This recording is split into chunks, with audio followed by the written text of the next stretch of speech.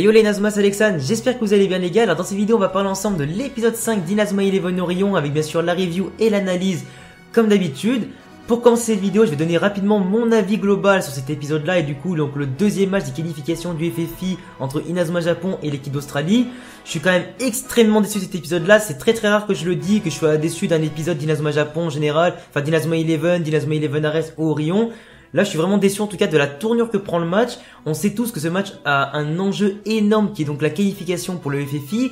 Au final, on se retrouve avec un match hyper tendu, hyper haché. Les deux équipes en tout cas ne montrent absolument rien. Il n'y a pas du tout de football, il n'y a pas de tactique, il n'y a quasiment pas de technique. Il n'y a pas de passe, pas de 1-2, pas de geste technique, il n'y a absolument rien du tout. Là, c'est seulement des sortes de petites scénettes mises entre les tricheries de l'équipe d'Australie et du coup leur petit tour de passe-passe pour récupérer les ballons, tirer sur la cage de marque et marquer des buts et voir un petit peu Inazuma Japon se défendre tant bien que mal, essayer d'attaquer comme ils peuvent, mais c'est pas en tout cas un grand match auquel je pouvais m'attendre. Surtout que comme on pouvait s'y attendre en tout cas, les petites informations que Ichiyoshi leur avait données au dernier match sont totalement fausses. Il avait dit que c'était une équipe qui était en tout cas très brutale, encore plus physique que l'équipe de la Corée du Sud. Au final c'est une équipe qui est totalement tranquille entre guillemets physiquement, qui n'utilise que les tours de passe-passe pour remporter ces matchs. Donc on peut voir justement que le trucage en tout cas des informations était bien clair. Ça je l'avais dit déjà dans ma dernière review, qu'il était possible qu'il ait donné de fausses informations. C'est en tout cas justifié ici. C'est pour ça que du coup que Inazuma Japon est totalement perturbé notamment par le manque d'informations, le manque d'infos sur les tactiques de l'Australie, sur leur manque d'habitude, enfin en tout cas sur leur manque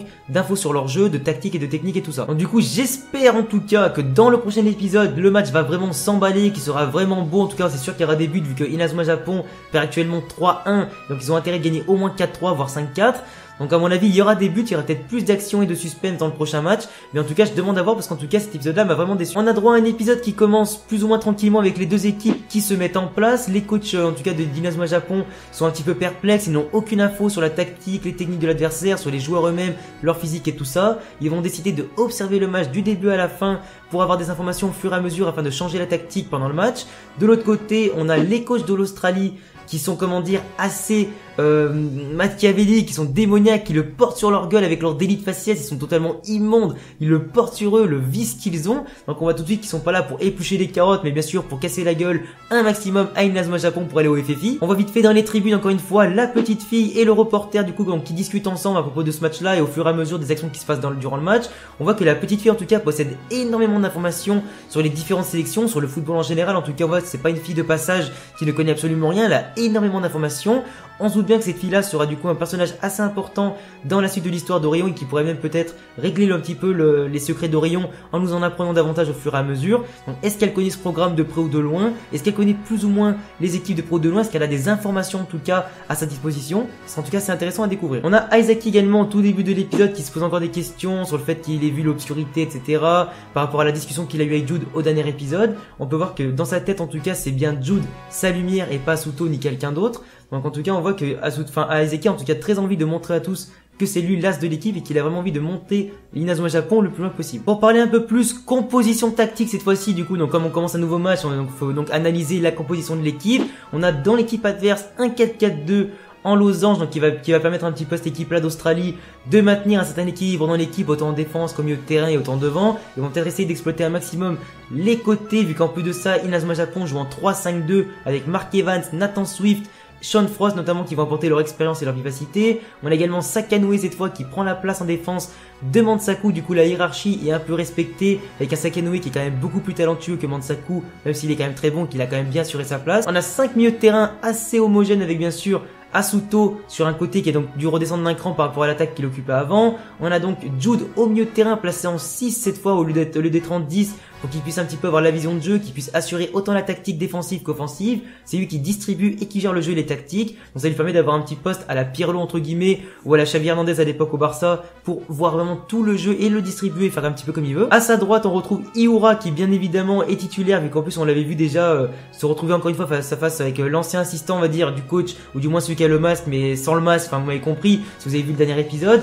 Donc à mon avis c'était sûr qu'il allait être titulaire à la place de Xavier. Malheureusement Xavier c'est un joueur que j'aime énormément, enfin appelez-le Tetsuya comme vous voulez. C'est un joueur que j'aime énormément qui pourra peut-être apporter de la puissance physique et technique quand il rentrera à mon avis en deuxième mi-temps. Donc en attendant c'est Iura qui prend sa place, mais si du coup je suis un petit peu déçu. On a juste devant ces trois là Caleb Stonewall qui va apporter son vice un petit peu plus devant au lieu de l'apporter un peu plus derrière. Il va pouvoir apporter le lien entre le milieu de terrain, la défense et l'attaque du coup pour apporter un peu de peps devant. À ses côtés on retrouve Ichiyoshi, le salopard de russe de ce groupe, le salopard de traître qui va du coup bouffer tout le jeu d'Inazuma Japon durant tout le match. C'est lui d'ailleurs qui va activer sa montre pour mettre un petit peu les lumières dans les yeux des autres, pour les empêcher de jouer, pour simplement pourrir les tactiques, les techniques et les conduites de balles. C'est lui en tout cas qui va provoquer peut-être la chute d'Inazuma Japon à l'avenir, en tout cas dans la sélection, et peut-être du coup immédiatement. D'ailleurs j'ai pas trop aimé le bullshit de la production au niveau du scénario, parce qu'en fait maintenant qu'il est dans l'équipe en fait, il y a soi-disant une nouvelle règle comme quoi il faut que les joueurs qui sont allés à l'étranger, qui ont le plus d'expérience et tout ça, soient automatiquement ajoutés au 11 de départ de l'équipe.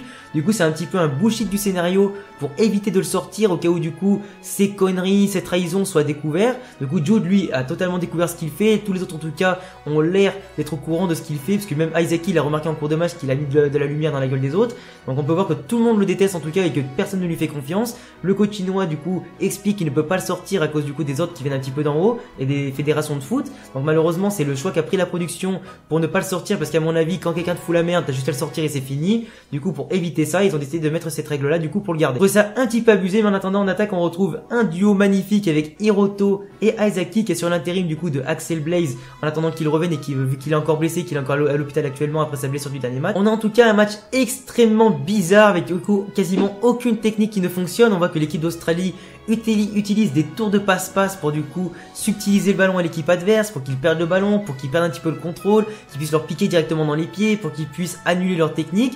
En fait ça va s'expliquer très simplement, vu qu'en fait c'est Nelly Raymond qui est un petit peu arrivé, qui a expliqué un peu les tactiques de l'Australie. D'ailleurs Nelly qui fait un retour assez improbable et du coup qui fait extrêmement plaisir. Elle était partie à l'étranger pour développer un peu son expérience de manageuse, voir un petit peu le monde du football, découvrir un petit peu toutes les cultures qu'elle pouvait observer, justement en apprendre davantage sur les équipes adverses qui affronteraient du coup Inazuma Japon à l'avenir. Du coup son retour en tout cas est bienvenu, et du coup on apprend dans cet épisode là que l'équipe d'Australie par rapport à l'équipe de la Corée du Sud qui utilisait des miroirs et des tactiques un peu fourbes, là cette fois c'est des techniques pas vraiment fourbes dans le sens que c'est vraiment de la triche et tout ça. En fait c'est simplement de l'hypnose et de la prestidigitation. En fait je vais t'expliquer ça rapidement. En fait si les joueurs d'Inazuma Japon perdre le contrôle du ballon et tout ça, c'est pas seulement à cause des petites techniques de triche, mais c'est aussi surtout parce que l'équipe adverse sait jouer en tout cas le rôle de l'hypnose et surtout du contrôle de l'attention. Parce qu'en fait, pour ceux qui ont peut-être déjà vu Kuroko Basket avec notamment les techniques de Kuroko, comment il fait pour se rendre invisible, pour disparaître et tout ça, ou du moins qui regardent peut-être, si certains d'entre vous s'intéressent un petit peu à la magie, les magiciens, tous les tours qu'ils peuvent faire,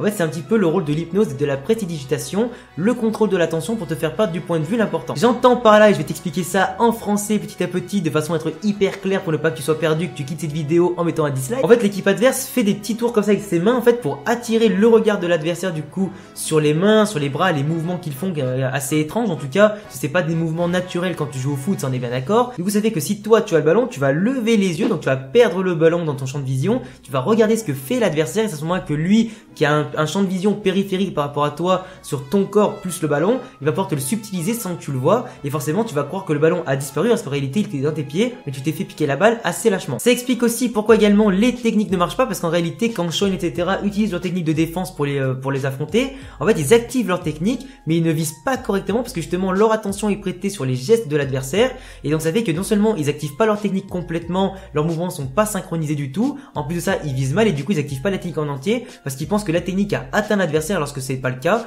et du coup ils se retrouvent totalement démunis sans technique et avec le contre-coup du fait que la technique s'annule et que l'autre est déjà passé. Ça explique aussi pourquoi on va dire les joueurs ou du moins les spectateurs qui sont placés en dehors du terrain ou du moins ceux qui n'assistent pas à la scène directement ne comprennent pas pourquoi l'autre il perd le ballon, comme on l'a vu notamment avec Asuto dès le début du match. On voit qu'Asuto perd le ballon du coup avec cette technique d'hypnose là. Les autres disent que ça te ressemble pas mec de perdre le ballon aussi facilement, sois un peu plus concentré, c'est un match du FFI, faut quand même se sortir le dos du cul. Bah justement si tu n'es pas en face de l'hypnose en fait ça veut dire que tu as un champ périphérique qui est quand même beaucoup plus développé, tu as une large vision sur la scène, donc tu peux voir tous les tours de passe-passe etc. Tu peux comprendre justement qu'il n'y a pas vraiment de trucs flagrants, qu'il n'y a pas vraiment de tricherie, c'est juste que l'autre s'est laissé distraire par les mouvements de l'adversaire avec un champ plus réduit on va dire et une attention plus portée sur un geste précis plutôt que sur l'action en elle-même, ce qui fait que en gros le joueur concerné va perdre le ballon ou justement se laisser passer alors que les autres ont tout vu et croient qu'il s'est laissé passer facilement comme une merde. J'explique aussi du coup pourquoi les coachs ne peuvent absolument pas réagir parce qu'ils ne comprennent pas forcément ce qui se passe sur le terrain avant que les autres ne leur expliquent. Je dis donc que la tactique d'Inazuma Japon ne peut pas être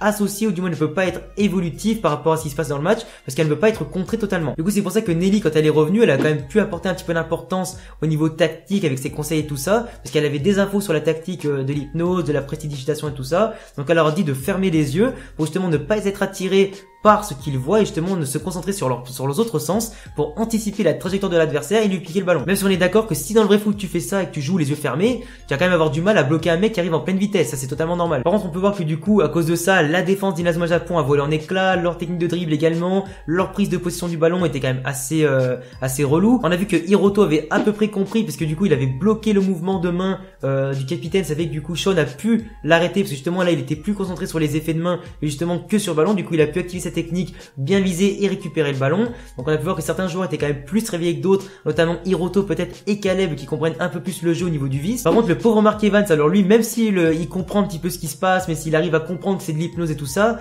malheureusement ces techniques sont mal synchronisées, sont mal coordonnées et même s'il arrête le ballon on peut dire que le tir de l'adversaire arrête la technique de Mark et du coup ça l'empêche de l'arrêter de tourner et forcément il encaisse un but, 2 buts, puis 3 buts. Mais je pense qu'il y a quand même autre chose derrière le tir de l'adversaire parce que c'est pas forcément normal que Mark au bout de 3 fois il ait pas compris comment on l'arrête. Du coup je pense qu'il y a peut-être un autre effet qui annule soit la technique de Mark ou soit qui permet en tout cas de prendre le ballon de vitesse et du coup lui donner plus de force pour marquer au dernier moment.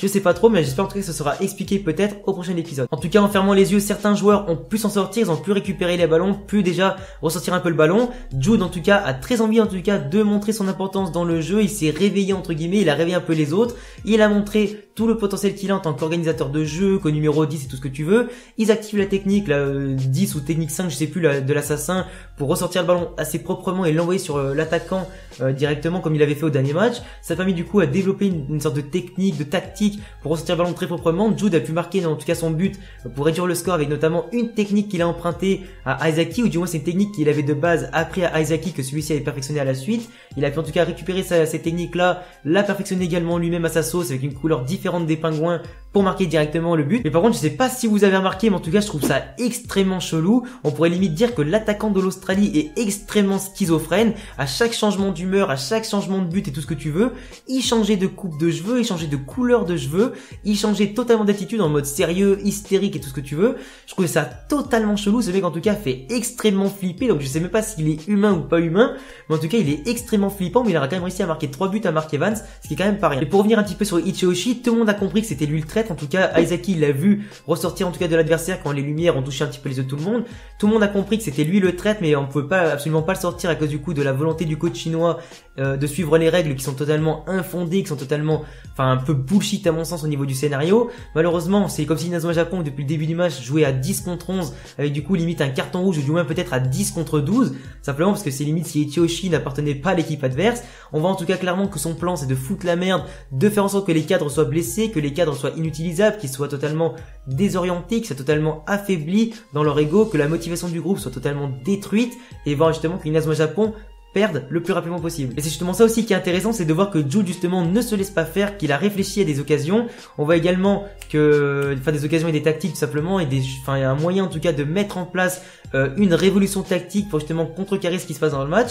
On voit également que le coach chinois lui fait une petite remarque en mode moi je peux rien faire, mais du coup il a bien cité sur le moi. Ça veut dire en gros que c'est à toi justement de te réveiller, de faire en sorte que ce match-là tourne à notre avantage sans prendre en compte ce que j'ai à faire, ni justement les changements que je peux faire. Et c'est justement pour ça qu'à la fin on a droit à un petit moment épique sur Jude avec le plan où il va avancer sur le terrain, très sûr de lui, avec une organisation en tout cas du jeu très ancré dans sa tête et qui va justement être mise en place en deuxième mi-temps pour relancer un petit peu le match et surtout renverser le score. Donc voilà les gars, c'est tout pour cette vidéo. Donc pour faire un petit rappel dans ce match là, Inazuma Japon perd 3-1, ils ont pris 3 buts assez monstrueux, même si du coup Mark ne peut absolument rien faire contre la technique de l'adversaire, même si à mon avis il y a un petit truc. Les Australiens utilisent l'hypnose, la prestidigitation pour justement subtiliser les ballons, effacer les techniques et tout ça et prendre l'avantage.